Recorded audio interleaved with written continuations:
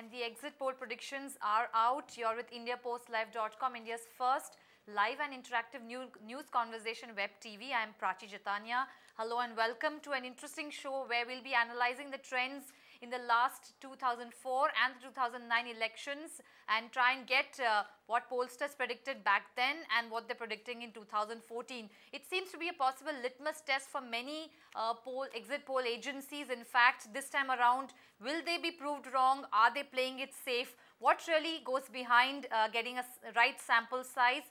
And we'll also get analysis and perspective on the show to take the conversation forward. We have in the studio senior journalist Amit Sengupta, and we have Yashwant Deshmukh from the Sea Voter Cephalogist. Thank you so much, both of you, for taking time out and joining us at India Post Live.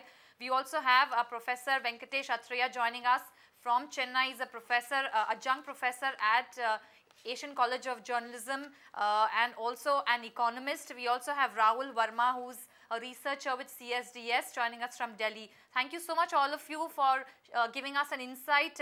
I'll just come to Yashwant sir. Sea Voter 2004-2009, a dismal prediction, completely gone wrong. What would you say was the reason behind it, and have pollsters matured or are they playing it safe this time? Well, 2004 and 2009 are two different elections. So let's first of all take it in individually and try to understand what went wrong and what we have learned so far. So part one, what went wrong? Interesting question. Obviously, we tend to oversimplify most of the questions and oversimplify most of the answers. Say, for example, in 2004, when everybody was talking about the India Shining campaign, and when BJP lost the election, then the talk was how India Shining campaign failed big time. Right. I guess that both are oversimplification of the problem that happens. As a pollster, I mean, the biggest thing that 2004 was in terms of the idea of first past the post system and the way it functions. So conventional wisdom in the first past the post system says that if you are getting more votes than me, you should be winning. Simple logic. I think there is no rocket science in that. We all the three contest into the election. You get maximum votes, you should win. Is there any rocket science in that? No. So that's where the seat conversion formulas also work on that same line, that any party which is getting more votes should get more seats, and the party which is getting less votes would get less seats. But this rocket science doesn't really work that way in the first past the post system all the time. So you get some of the times you get these aberrations where the winning party actually polls lesser number of votes. This is what has happened in 2004, where NDA got 36% votes, we predicted 36%. Right. UPA got 35% votes, we predicted 35%. Going by the conventional wisdom, we predicted NDA, by virtue of getting more votes than the UPA, will get more number of seats. Exactly. But actually it happened the other way around. Yes. UPA polling lesser number of votes, but ended up getting higher number of seats in 2004. So that is the first part of the story, that no matter how good, you see, polling, science of polling ends at vote share projection. Right. Practically speaking, the vote to seat conversion is not part of opinion polling. That's an arithmetic that, as I mentioned, every pollster has got its own formula, keeps on trying to do. But science of polling stops at vote share projection. So in 2004, when the polls were saying that NDA is leading by a couple of points over UPA, that is where they got it right. After that, the logic inverted, and that is where all of them failed. Now, why that got inverted? In which of the states they got inverted? There are plenty of the things in bits and pieces. Dada has covered that election very well, and he knows that one wrong alliance partner in Tamil Nadu did everything in. And then it was also, I guess, TV's first election. Big time. And if India Shining was a campaign aimed at aspirational vote, it delivered for the NDA. Because for the first time in 50 years, BJP actually won majority of the rural seats. BJP till 2004 was considered as a party of urban India, not of rural India. What went wrong was a drop of 18% turnout across the urban India. 18%.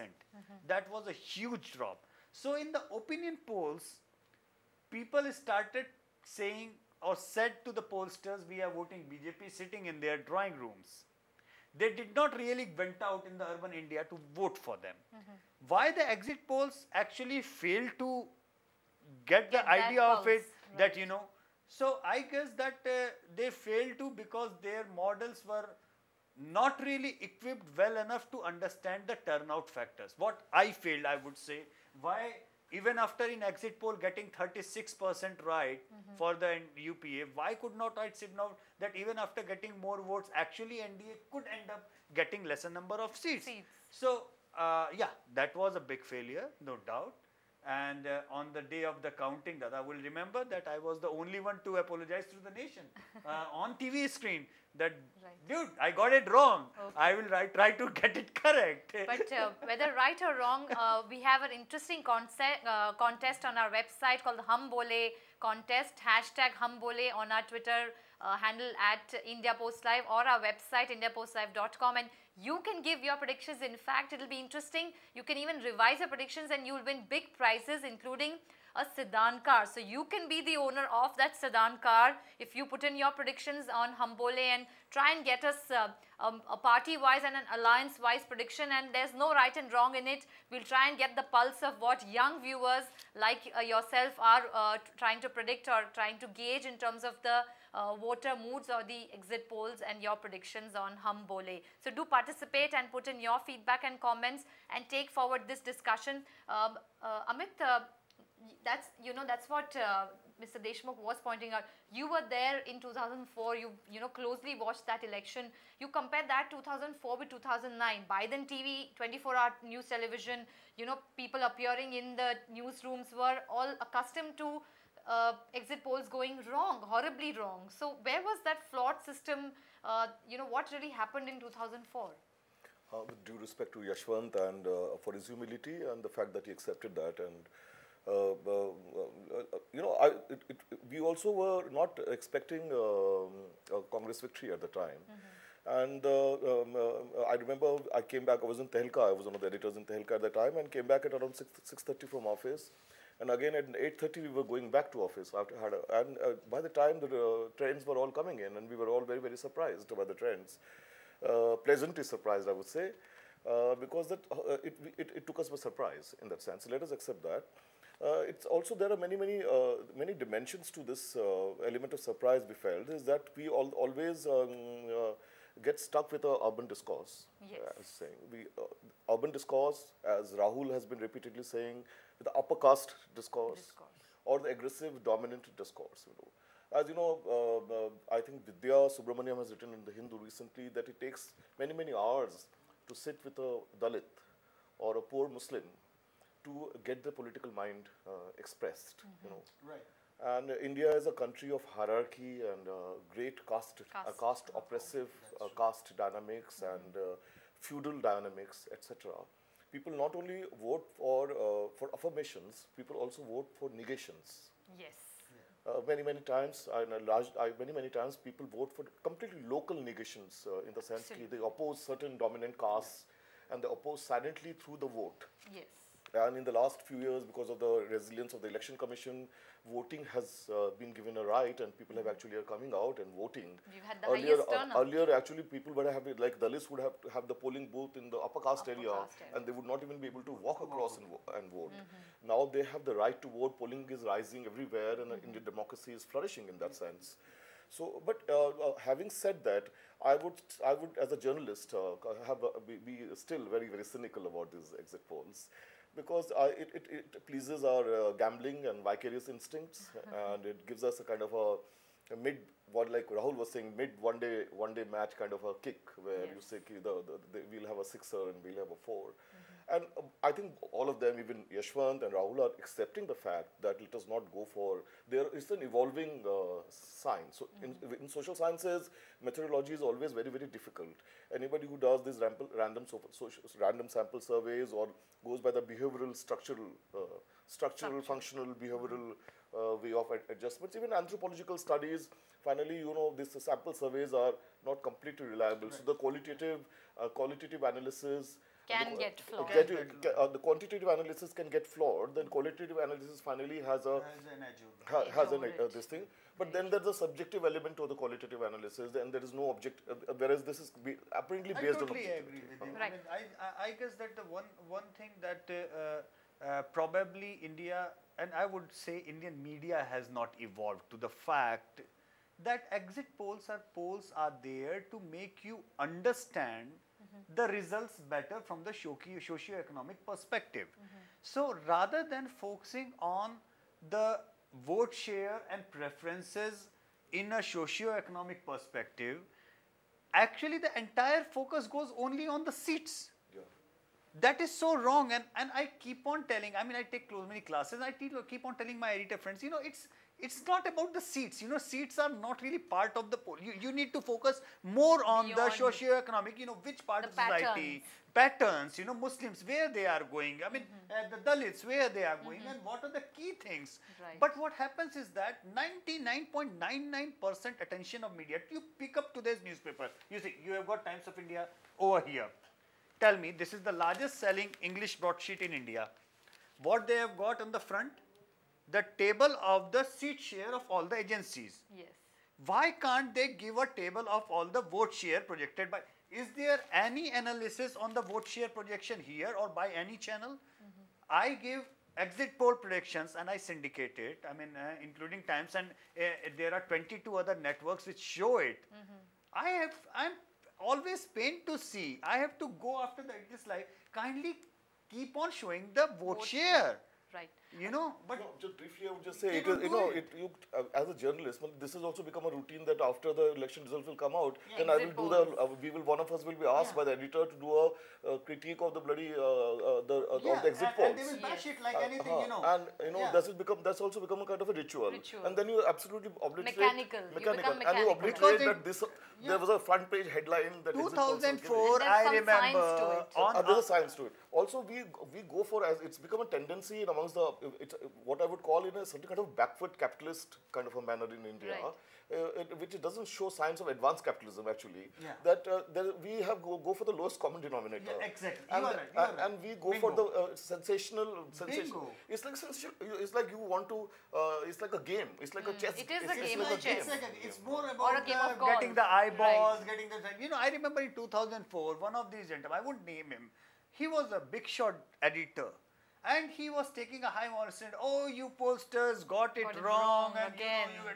I said, well, at least I am humbly accepting what my problems are.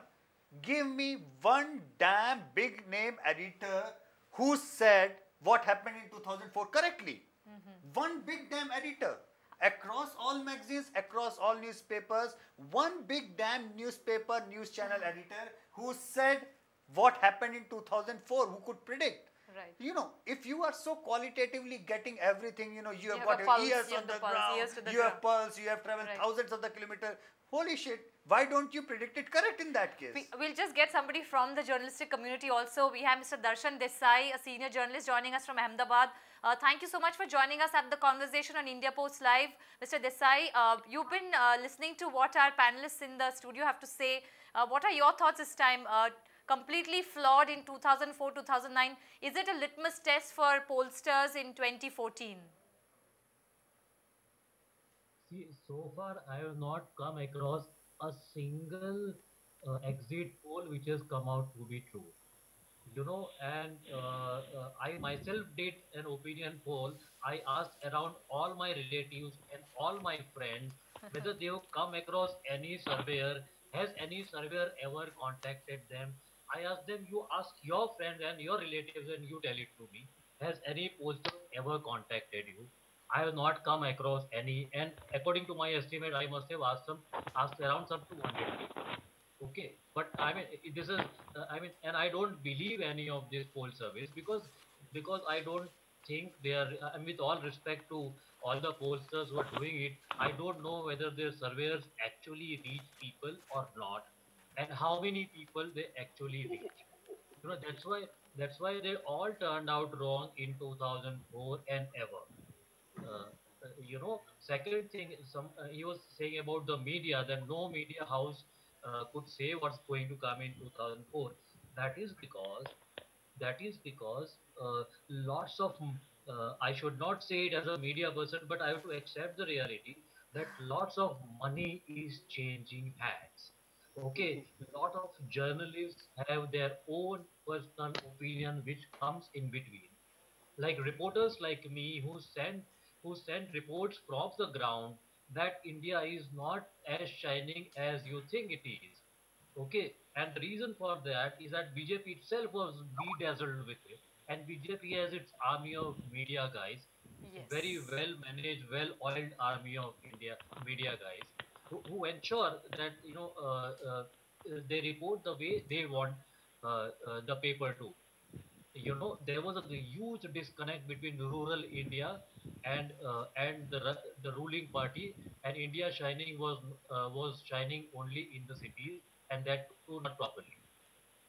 Very interesting point that you're making. I'll bring in Rahul at this point. I just want to tell you that the Economic and Political Weekly has carried, what the previous exit polls have predicted and compared that with actual outcomes. And there's a distinctive pattern that has emerged as per the EPW's research that between 99 and 2009, the three Lok Sabha elections, the pollsters consistently overestimated the number of seats that would be won by the BJP and its allies. What would you have to say to that, and what views are being exchanged here, Rahul? So let me make some quick observations. One, I couldn't hear Mr. Desai, so I don't know what he said. But this EPW piece you're talking about has been written by Praveen Rai, who works here at CSDS. Second, hello? Yes, go ahead. Yeah. Second, I'll agree with Yashwant here. Opinion polls or whatever the forecast they make are probabilistic estimate. They can never be exact, right? Forecasting in itself can never be exact. Meteorological department makes forecast about this is the amount of rain you are going to have today. Do you ever get the same exact amount of rain on that day? No. So it's just like, so don't judge the polls by number of seats they project. Judge the polls by the vote estimates they predict, and also that vote estimate within the margin of error. Not like if Yashwant's organization said 36 or CSDS said 35, they have to be exactly at 35 or 36. There is always a margin of error associated, and that's due to the sample size and spread of the sample. So within the margin of error, if you get a vote share of, say, around 34 or 37, I think both polls are right. Oh, very interesting, Rahul. Right. Let me make the second point is about what Yashwant was saying. He's absolutely right. Probably because of TV 24/7 hours channel, the compulsion is going for hyperbolic seat projections. Even in our day-to-day conversations, we always talk about who's getting how many seats. Opinion polls cannot, and I'll repeat, cannot predict the seats correctly at this moment of time in India. The sample survey, as Yashwant rightly pointed out, ends at projecting the vote estimates, and then comes in the role of statisticians who work with models to predict the seat estimate. At CSDS, we thought that we are not very equipped with current statistical models. So since 2004, CSDS does not predict seats. We give our vote estimates to CNN-IBN. IBN has contacted a mathematician from Chennai Mathematical Institute, Professor Rajiv Karandikar, who does the seat forecasting based on our vote estimate. But that doesn't mean, like at our end, as a statistician myself, I do not try to model the vote share, right? Opinion polling, using opinion polling to make seat forecasting is still a nascent science, still emerging. We all are working on it, and go years to come, we will have a better better way to Perfectly predict said. the outcome. Professor, Let me make I'll another just go point to here. Let me make Professor. another Rahul, point what here. Rahul is saying, may I add an Let's anecdote to also it? let's look at the 2009 figures that are so you can just refer to that and talk about it. Let's see the graphics for 2009 and what were the projections back then. It said the media majors, NDTV said gave UPA about 216, whereas it gave NDA just 177, and a third front getting 105, whereas CNN IBN gave 35 to others, and giving You see, the big UPA trend and is NDA basically hardly you 205 can to say 185. you can clearly see that there was about 40 seats, which from all the polls estimations, UPA went up by 40 and NDA came down by 40 odd seats. If that is the broad estimation, you can see the last actual tally in the last But don't in the you last feel line. that by Can I 2009, make a point here? Can I Yeah. make a point here? 60. Yeah, Let me 60. Don't you finish. think by 2009 pollsters were Hello? trying to play it safe? I tell you there was why. some hesitation. No, there were hesitations. Still there. What the things were not improvised at that point of time. In 2004, and I totally agree with Rahul, and I want to share one anecdote on that. 2004, when the disaster happened, and I was kind of aghast. It really pains when you do a perfect sample and you project a perfect vote share, and you get the seat shares wrong, and everybody starts screaming at you and you got it wrong. And I was really at pains because if you talk about me, 2004 C voter poll saying 36% for the NDA and 35 for the UPA, we got it bang correct. From the polling science estimations perspective, we got it bang on target, as bang it we could have got it. So I wrote a paper and I presented it at the WAPO conference, especially the methodological conference, and and it was amusing for me because when I interacted, and Rahul would laugh at this interaction with Bob Woster that I had. Robert Woster is founder of Mori, which is the biggest political survey agency in the world, and he works in UK. And after my presentation, Bob walked up to me and said, "So Yash, why do you give the seat share?" I said, "Bob, well, everybody asks for the seat share, and you also give the seat share." And he said, "No, I don't give the seat share." I said, "Bob, what you do? Mori gives the seat share." "No, show me where we have given seat." And I was aghast because just before that election, I was working with, Bob was kind enough to allow me to work with Mori in UK to learn about their exit poll operations. I was there, and I was there during the entire exit poll operations of Mori, and I saw him live on the TV, and there was the seat share. I said, "Bob, you give the seat share." "Nah, I never give the seat share." Then I said, "This old man is trying to tell me something which I must learn." Okay. And then that evening he said, "Yash, the science of polling stops at the vote share estimate. Right. You can do the estimation of the seats by some statistical formula, but in the first pass the post system, it doesn't really always work correct. So the Mori officially never gives the seat share estimate. Even if we calculate the seat share, we give it on a white plain sheet of paper, and the news channels have to own it up." And then it struck me. I went up, I played the tapes again, and figured out this is what the UK news channels say. So and so survey agency doing the field work for us or the survey for us have predicted this much of vote share for the Labour, this much of vote share for the Tories, this much for the Lib Dems, and our experts estimate that these vote share could convert into these many seats. So right. the polling agencies in the UK actually have forced the news channel to own up the seat share projection, because that is an unscientific thing to Prachi, let me do. also quickly, So now, I'll just thing we is that we we have are a view still coming one from step away from I'm that, sorry to where I interrupt can you. force my editor Right. to own up that I'll seat just share bring in projection. Professor Athreya here. He was making a point in the conversation we just had.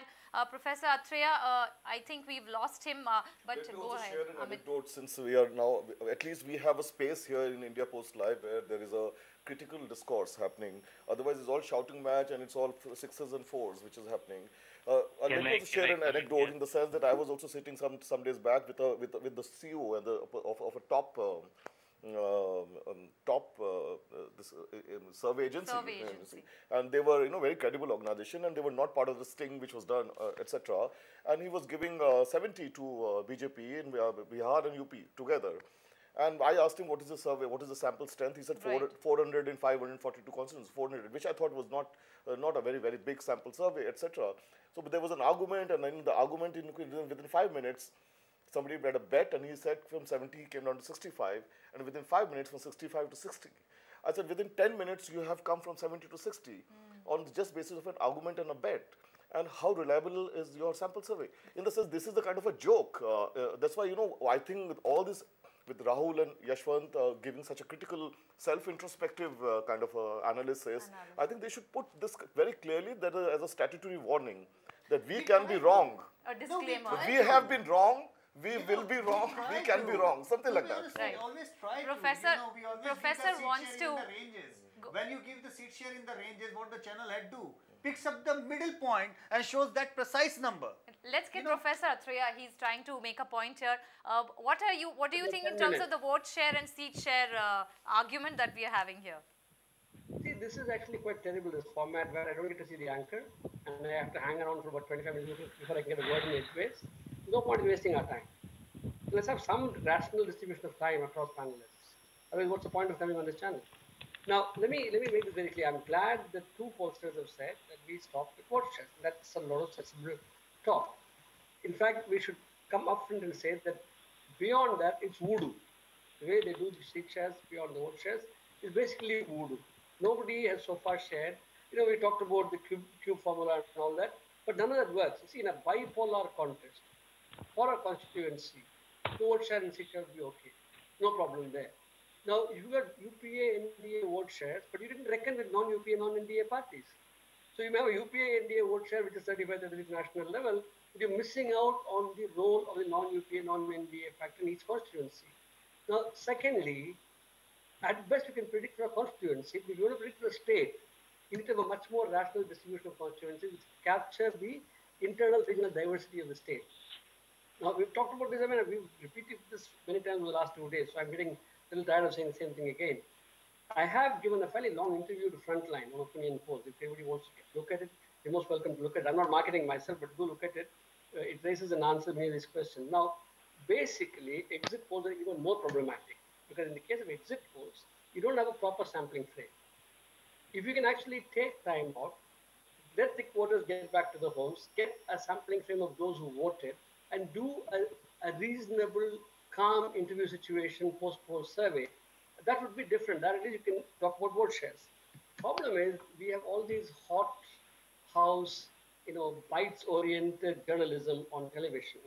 The last thing they care about is truth. They just want a lot of sensational stuff there. They want TRPs. You look at the shouting matches that go on our electronic media. I mean, it's a waste of one's time, seriously. I don't know. I'm taking you seriously because you're doing something. But if you're also going to have a kind of a format where, one doesn't get time to make contributions, one has to reconsider how much of one's time one should spend on this. Seriously, I think vote shares is as far as you can go. If you want to talk about seat shares, in bipolar contests, you can. Thirdly, the sample design must account for regional diversities. And, especially in a country like India, it's massive. The state is massive. Fourthly, interview situations are very important. I'm not too worried about sampling design. It is a non-sampling error that kill you. And we have no way of controlling for quality of the enumerator, training of the enumerator, design of survey instrument. These are important issues, but nobody would be interested in a discussion of these kinds of things. On television, TRP won't get you very well. This won't get you TRPs. So if India Post wants to be different, it must seriously discuss the analytical issues involved. I would say we should actually not have exit polls. I will be honest with you. We should have post-poll surveys carefully done. We can have pre-poll surveys, and we can have people honestly, transparently discussing the methodology. And I think the pollsters are okay. The channels are the problem. Very, very valid point. Can I come in here? Final comments from Rahul and Darshan. Rahul. Hello. Yeah, Rahul. One final comment from you before we, try and go on to the next conversation. One final view: is the reliability in question here, and what do you think of what Professor Athreya is suggesting? Let me make 3 points, and please allow me to make all 3 points. First, I do not endorse this language of nobody does anything, right? At least for my organization, CSDS, The website is www.lokniti.org. You can go and check, not from today, not from 1996, from 1967. When Professor Rajni Kothari started the first poll, we have all the survey instruments online. Because the seat forecasting and vote estimate is just a tiny part of our game. You can go and check. Second point, this idea of seat forecast and vote estimate, it's not soothsaying and predictions and forecasting that I feel they should get that many seats and that's why they'll get that many seats. It's a science. Yes, it's a nascent science. Yes, it's underdeveloped, but I think most people are working on it who care about doing a good poll. And hopefully in this election, or if not in this election, probably in a year or two, we'll have better models to estimate what is happening in Indian polity. Three, in 2004 and in 2009, why most polls got wrong, and I think most pollsters and political scientists have understood what is going wrong in our polls. So what is going wrong in our polls? One, most polls overestimate Bharatiya Janata Party. Two, most polls underestimate smaller regional parties. Exactly. This is the trend in 0409, and I hope polls this time have actually factored in this thing, that we somehow overestimate BJP, somehow underestimate smaller regional parties. So let's try devising a method where we can take care of these two factors. And my last point, let's as Yashwant was pointing out in the beginning, let's not be simplistic in analyzing 2004 verdict as if it was a hype around India shining and they lost it. There were many complicated reasons. And I can have a very simplistic answer why NDA lost in 2004. They actually lost in 2004 because they lost 4 crucial states. They lost in Tamil Nadu because of a wrong alliance partner. They lost in Andhra Pradesh because they were facing double MP incumbency, 10 years of Chandrababu Naidu rule. 3, they lost in Bihar because the mighty alliance of UPA, where LJP, RJD, Congress came together. And 4th, they were basically facing a very incumbency brunt in UP. So you lost 4 crucial states, you lost the elections. Like so don't get into simplistic assumptions of like as if everything is just haywire. I think most pollsters are working on it, and we hopefully will have, if not the exact numbers right, we'll have the trends right. Great. And this is what opinion polls actually do. They can only capture the trends. Right. I'll just get Darshan Desai. One final point from Ahmedabad. Darshan, what would you like to say as a final comment? I would largely like to go with Professor Venkatesh that, I sometimes wonder why do we need these surveys at all? Why can't we wait for the real thing to come? And we can have post-poll surveys, but post-poll surveys don't make commerce, no? It is a pre-poll surveys which make commerce and TRPs. So why can't we really wait for the actual thing to come out? Right. I mean, why are we so much in a hurry to know everything beforehand?